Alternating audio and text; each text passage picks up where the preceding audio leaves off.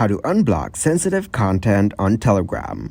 Hello everyone. In this video, I will show you how to unblock sensitive content on Telegram. First of all, open up the Telegram app. In the Telegram app, you have to look for sensitive content, which you will be able to find in the web browser account only. Now open up your Telegram account in the web browser. Once you get into your account, click on Menu from the top left corner and select the Settings option from here. Then make sure you choose the Privacy and Security options from here. Now scroll down in Privacy and look for the Sensitive Content option. In Sensitive Content, you will find a Disabled Filtering option. Then choose to enable that filtering option, which will unblock the sensitive content. Once you've disabled content restrictions, you should be able to see sensitive content on Telegram without any filtering. Keep in mind that disabling content restrictions may allow you to see the content that could be considered mature or explicit. So, use this feature responsibly and be aware of the potential content you may encounter. Thank you guys for watching this video. Hope you got some value.